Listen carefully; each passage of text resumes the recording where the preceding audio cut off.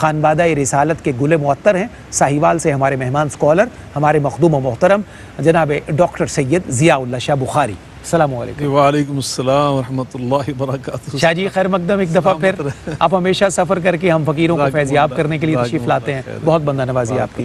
آپ کے ساتھ دوسری شخصیت بھی کسی تعارف کے محتاج نہیں، محبت کے، شفقت کے، عجز کے، نیاز کے پیکر ہیں، بڑی محبت سے اپنا فرض منصبی بھی ادا کرتے ہیں اور ڈھیر سارے مریدین اور ارادت مندوں کی تربیت کا فریضہ بھی خوش اسلوبی سے سر انجام دیتے ہیں۔ زیب سجادہ آستانہ عالیہ ساہو چک شریف سے آلکوٹ ہمارے بہت قیمتی مکرم مہمان جناب پیر عرفان الہی قادری۔ السلام علیکم۔ وعلیکم السلام ورحمۃ اللہ وبرکاتہ۔ پیر صاحب خیر مقدم جناب، آپ بھی ہمیشہ سفر کر کے شہر اقبال سے تشریف لاتے ہیں، ہمیشہ آپ احباب جب اکٹھے ہوتے ہیں تو اور خوشی کا عالم ہوتا ہے۔ بہت شکریہ۔ آئیے ناظرین گفتگو کا آغاز کرتے ہیں۔ توکل کا مفہوم جاننے کے لیے ہم سب سے پہلے شاہ جی سے گزارش کرتے ہیں، شاہ جی قبلہ، کہ توکل کا حکم اللہ رب العزت کی بارگاہ سے کلام مجید کے ذریعے ہم تک کیسے پہنچا ہے، کلام مجید اس موضوع کو کیسے کھولتا ہے، اس پر ارشاد فرمائیے۔ بسم اللہ الرحمن الرحیم۔ یقیناً آپ نے بہت خوبصورت انداز کے ساتھ اپنے انٹرو میں توکل کی جو معنویت ہے، اس کے مطالب ہیں، بہت اچھے انداز سے آپ نے پیش فرما دیے۔ یقیناً اعتماد کرنا، اور ہم چونکہ توکل علی اللہ کی بات کر رہے ہیں، ویسے اس کو سمجھنے کے لیے جیسے لفظ وکیل ہے، وکالت ہے، توکل یہ اس کا سب کا مصدر ایک ہی ہے۔ بالکل ٹھیک۔ کہ کسی کو اپنا معاملہ سونپ دینا، کسی کے حوالے کر دینا، تو توکل کا معنی بھی یہی ہے کہ آپ اپنا معاملہ اللہ کے سپرد کر دیں، اللہ کے حوالے کر دیں۔ تو لیکن اس کے ساتھ ساتھ جو اللہ نے اسباب متعین کیے ہیں کسی کام کو سنوارنے کے لیے، کسی منزل کو حاصل کرنے کے لیے، ان کو بھی اختیار کرنا، اور پھر اس کے بعد نتیجے کے طور پر اللہ پہ بھروسہ کرنا، اللہ سے امید رکھنا خیر کی، بلائی کی، نجات کی، اور جو وہاں سے خیر مل جائے اس پر راضی ہو جانا، اور اسباب پر پھر اعتماد نہ کرنا، اسباب کو اختیار کرنا۔ اور یہ اللہ والوں نے، آپ نے لفظ بولا نا طریقت، تو ایک اللہ والے نے اس کا بڑا عجیب معنی بیان کیا ہے۔ وہ کہتا ہے عملک فی الارض ونظرک علی العرش۔ پھر عطا فرمائیے۔ وہ کہتے ہیں کہ عملک علی الارض، بالکل ٹھیک، ونظرک علی العرش۔ ہائے ہائے ہائے، عمل زمین پر کرو، نظر عرش پر۔ جد و جہد، محنت، جستجو، سعی اور اسباب کا اختیار کرنا زمین پہ کرو، لیکن عرش عظیم کی طرف اپنی نظر رکھو کہ نتیجہ وہاں سے آنا ہے۔ اور اس کا نام توکل ہے۔ نبی کریم علیہ الصلوۃ والسلام کے پاس ایک صحابی آئے، انہوں نے عرض کیا کہ آقا میں اپنے جانور کا، اپنے اونٹ کے، جامع ترمذی کی یہ حدیث ہے، میں اس کا گھٹنا باندھ کر پھر اللہ پہ توکل کروں، یا اس کو بالکل کھلا چھوڑ کے پھر اللہ پہ توکل کروں؟ آپ فرمائے اے قلہا ثم توکل، پہلے اس کا گھٹنا باندھو اس کی حفاظ کے لیے، پھر اللہ کے حوالے کر۔ تو یہ ہے توکل۔ قرآن مجید فرقان حمید میں اللہ تعالیٰ نے ہمیں حکم دیا ہے وَعَلَى اللَّهِ فَلْيَتَوَكَّلِ الْمُؤْمِنُونَ، کہ مومن ہوتا ہی وہ ہے کہ جو اللہ پہ توکل کرتا ہے۔ توکل الحی الذی لا یموت، اس اللہ پہ توکل کرو کہ جو اللہ ہمیشہ زندہ رہنے والا، کبھی فوت نہ ہونے والا۔ اسی طرح اللہ تعالیٰ نے مومنوں کی صفات بیان کرتے ہوئے فرمایا انما المؤمنون الذین اذا ذکر اللہ وجلت قلوبہم واذا تلیت علیہم آیاتہ زادتہم ایمانا وعلی ربہم یتوکلون۔ کہ مومن بندے کون کون ہوتے ہیں؟ اللہ تعالیٰ فرما رہے ہیں کہ جن کے سامنے اللہ کا ذکر کیا جائے، اللہ کے ذکر سے ان کے دل ڈر جائیں، جب قرآن ان کو پڑھ کر سنایا جائے تو ان کے ایمان میں اضافہ ہو جائے، اور فرمایا وہ اللہ پہ بھروسہ کرنے والے، اللہ پہ توکل کرنے والے۔ اسی طرح نبی کریم علیہ السلام کو مخاطب کر کے اللہ فرما رہے ہیں اور امت کو سبق دے رہے ہیں فَإِذَا عَزَمْتَ فَتَوَكَّلْ عَلَى اللَّهِ إِنَّ اللَّهَ يُحِبُّ الْمُتَوَكِّلِينَ۔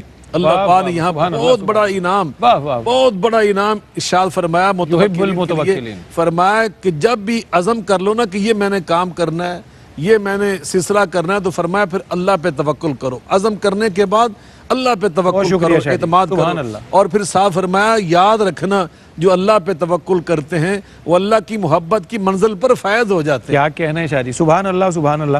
شاہ جی سے سوال عرض کر چکا تھا کہ حضور علیہ السلام کی پاک سیرت کی روشنی میں جو فضیلت ہے توکل کی، شاہ جی کچھ واقعاتی اعتبار سے ہمیں وہ ارشاد فرمائیں۔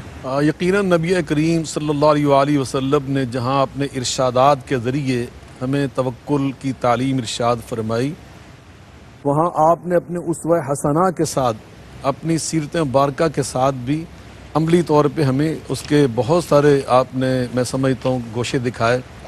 ابھی حضرت پیر صاحب ارشاد فرما رہے تھے کہ حدیث پاک کا مفہوم پیش کر رہے تھے. اس میں نبی پاک صلی اللہ علیہ وسلم فرماتے ہیں لو انکم تتوکلون علی اللہ حق توکلہ لرزقکم کما یرزق الطیر تغدو خماسا وتروح بطانا. اللہ. آپ فرماتے ہیں اگر تم اللہ پر توکل کر لو اور اتنا توکل کر لو جتنا اللہ پر توکل کرنے کا حق ہوتا ہے, تو پھر اس کا ثمر اور رزلٹ اور نتیجہ یہ تمہیں ملے گا, تمہیں اسی طرح اللہ رزق عطا فرمائے گا جس طرح اللہ پرندوں کو رزق عطا فرماتا ہے. اللہ. صبح اپنے آشیانوں سے نکلتے ہیں, تغدو خماسن, فرمایا ان کی پسلیاں ان کے پیٹ اندر بھوک کی وجہ سے دھنسے ہوتے ہیں, لیکن وہ تروح بطانن, جب شام کو پلٹتے ہیں تو ان کے پیٹ بالکل کھانے سے فل ہوتے ہیں, باہر ان کی پسلیاں نکلی ہوتی ہیں. اللہ. یہ نبی پاک صلی اللہ علیہ وسلم نے کیا کہنے کس طرح ہمیں تمثیل شاہ جی کتنی ہائے ہائے قربان جائیے. اور آپ نے یہاں ایک ہمیں کیا بات سمجھائی, ایک تو توکل سمجھایا, لیکن اس کی اصل حقیقت کہ وہ نکلتے ہیں اپنے گھروں سے, وہ آشیانوں سے صبح نکلتے ہیں, وہیں نہیں بیٹھے رہتے, ایفرٹ کرتے ہیں, وہ کوشش کرتے ہیں. کیا بات ہے. وطروح بطان, شام کو پلٹتے ہیں, ہائے ہائے صبح سے شام تک وہ مصروف کار رہتے ہیں, وہ جد و جہد کرتے ہیں, جو انہیں کھانا چاہیے اس کی تلاش کرتے ہیں. اور اللہ کا یہ اصول ہے وَأَن لَيْسَ لِلْإِنسَانِ إِلَّا مَا سَعَى, جو انسان سعی کرتا ہے, جد و جہد کرتا ہے, یقیناً اللہ اس کو ثمر عطا کرتا ہے. کیا کہنے چاہیے, محنت کرنا پڑتی. سبحان اللہ. نبی کریم علیہ السلام کی اپنی سیرت مبارکہ آپ دیکھیں, جناب صدیق اکبر رضی اللہ تعالیٰ عنہ ساتھ ہیں, اور آپ سفر ہجرت پہ روانہ ہو چکے ہیں, اور غار ثور میں آپ تشریف لا چکے ہیں, اور آپ کی تلاش میں سرداران قریش آنکھوں میں انتقام کا خون اترا ہوا ان کے, اور انتہا درجے کی بدتمیزی ان کے چہروں پہ وہ چھائی ہوئی ہے, ہاتھوں میں تلواریں پکڑی ہیں, اور عین غار ثور کے دانے پہ پہنچ چکے. حضرت صدیق اکبر رضی اللہ تعالیٰ عنہ عرض کرتے ہیں لو ابصر احدهم اللہ اللہ, لو نظر احدهم تحت قدمی لابصرنا. اللہ اللہ. اگر ان میں سے کسی نے اپنے قدم کی طرف دیکھا نا, نیچے پاؤں کی طرف, تو سیدھا اس کی نظر ہمارے اوپر پڑ جائے گی. میرے آقا کا توکل اللہ پہ ہے کہ ہم جو کر سکتے تھے ہم نے کر دیا. ہم گھر سے نکل سکتے تھے, سفر طے کر سکتے تھے, پہاڑ کی چوٹی چڑھ سکتے تھے, یہاں کے چھپ سکتے تھے, وہ ہم نے سب کر لیا.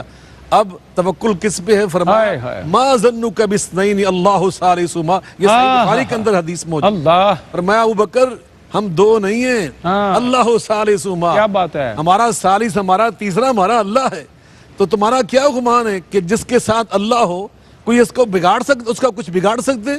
اللہ نے قرآن پاک میں ارشاد فرمایا الا تنصروہ فقد نصرہ اللہ اذ اخرجہ الذین کفروا ثانی اثنین اذ ہما فی الغار اذ یقول لصاحبہ لا تحزن ان اللہ معانا.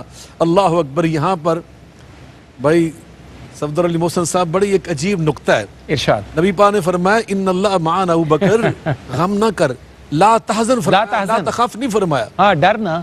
ابو بکر نے بھی یہ کہا نا, نبی پاک ما یبکی کا, کیوں رو رہے ہو ابو بکر, کیوں رو رہے؟ تو کہا میں اپنی وجہ سے نہیں رو رہا, ان قتل تو نا, اگر میں قتل بھی ہو گیا تو کیا ہو گیا, ایک فرد کا قتل ہوا.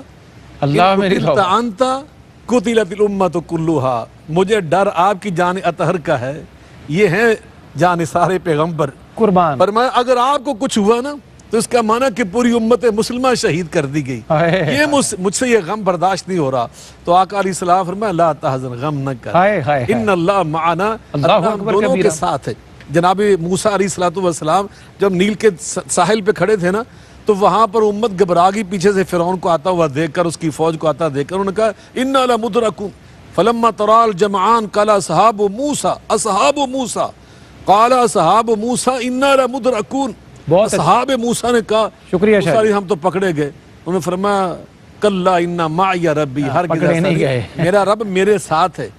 یہ حدیث ابھی مجھے بتایا گا میں نے کیا کرنا.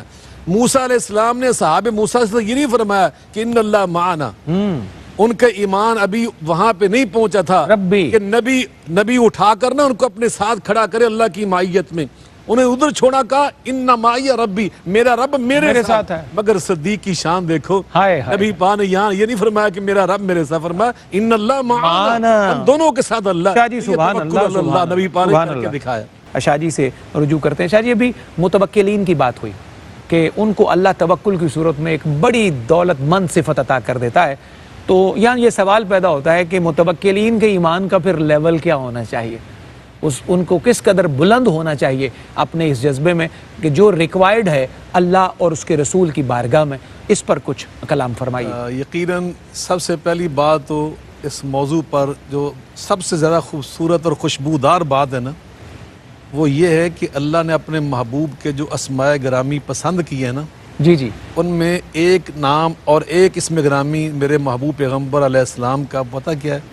حدیث قدسی میں اللہ فرماتے ہیں سمیتک المتوکل، ہائے ہائے، میرے اللہم صلی علی محمد وعلی آل محمد، متوکل پسند کیا ہے۔ کیا بات ہے! میرے محبوب کے اسماء گرامی میں ایک اہم ترین آپ کے اسم مبارک، آپ کے سارے نام ہی اہم ترین ہے، المتوکل ہے، اللہ پہ توکل کرنے والے۔ تو یقیناً ایک تو یہ بات، دوسری بات کہ ہمارے لیے یہ کیا چیزیں ضروری ہیں متوکلین کے لیے، ہم بحیثیت مسلمان یقیناً اس بات کے پابند ہیں کہ ہمارے اندر جو ایمان کے تقاضے ہیں نا، ان میں سب سے اہم ترین تقاضا یہ ہے ایمان باللہ، اور ایمان باللہ اس میں اللہ کے ساتھ جو ہماری تعلق ہے نا، اہل اللہ فرماتے ہیں کہ دین کے اگر دو حصے کر لیا جائے نا، تو ایک حصے کا نام انابت ہے اور ایک حصے کا نام استعانت ہے۔ درست ہے۔ انابت کا معنی ہوتا ہے عبادت، اور استعانت کا پورے کا معنی ہوتا ہے توکل علی اللہ، اللہ یعنی توکل علی اللہ یہ نصف ایمان، نصف دین ہے، وہ فرماتے ہیں آدھا دین یہ ہے، آدھا دین جو ہے وہ توکل علی اللہ ہے، اللہ پہ توکل کرنا ہے، استعانت کرنا۔ تو یقیناً آپ دیکھیں کہ اللہ تعالیٰ کے جو پاک باز بندے تھے، پاک باز ہستیاں تھیں، جن کا بھی پیر صاحب ذکر فرما رہے تھے، ابراہیم خلیل اللہ علیہ السلام کے بارے میں اللہ فرما رہے قد کانت لکم اسوۃ حسنۃ فی ابراہیم۔ اللہ نے قرآن مجید فرقان حمید میں صرف دو ہستیوں کے بارے میں یہ فرمایا ہے کہ ان کا طرز زندگی تمہارے لیے ہے مومنو بہترین نمونہ ہے۔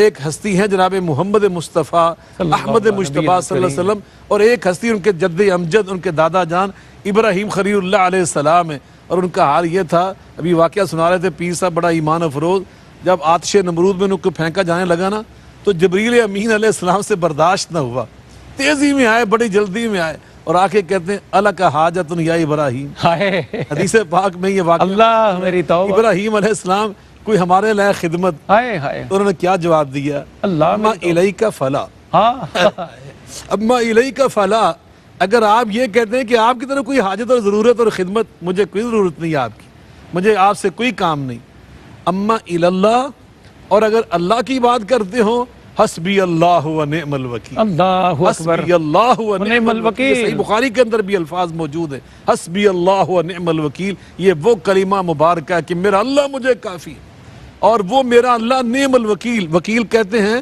کہ میں نے اس کو اپنا وکیل بنایا، میرا کارساز، وہ توکل جس پہ ہم کرتے ہیں، تو فرمایا میرا وکیل، میرا سب سے بہترین کارساز میرا اللہ۔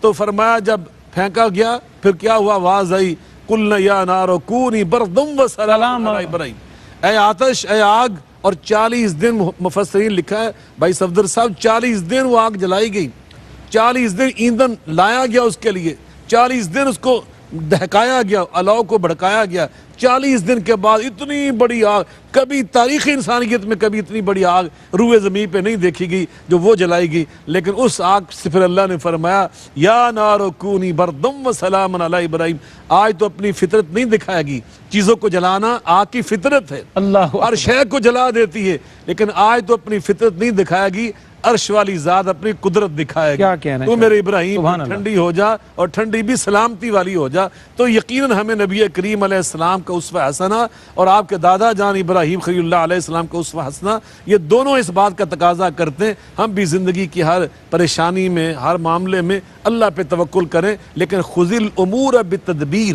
نبی پاک کی حدیث پاک آپ فرماتے ہیں ہر امر کو تدبیر کے ساتھ پکڑو، اسباب کے ساتھ پکڑو، پھر مسبب الاسباب کے حوالے کر دو، جو نتیجہ پھر نکلے جائے۔ کربلا میں اللہ پہ توکل کیا لیکن بظاہر نتیجہ شہادت میں نکلا، تو فرمایا جو نتیجہ نکلے وہی تمہارے حق میں خیر ہے، تم اللہ سے خیر مانگا کرو، اللہ سے ضد کر کے کوئی شے نہ مانگا کرو، یا اللہ یہ اس میں جو خیر ہے نا وہ مجھے مل جائے۔ بعض اوقات بظاہر جیتنے میں خیر ہوتی، اللہ وہ عطا کر دیتا ہے۔ بظاہر تو وہاں جیتا کوئی اور تھا یقیناً، لیکن آج تک تاجدار حسین ہی ہے۔ جیتا کون اصل میں؟ والعاقبۃ للمتقین، اس لیے اللہ سے خیر مانگا کرو ہر کام، اس کام میں جو خیر اللہ وہ عطا کرے۔ سبحان اللہ، سبحان اللہ۔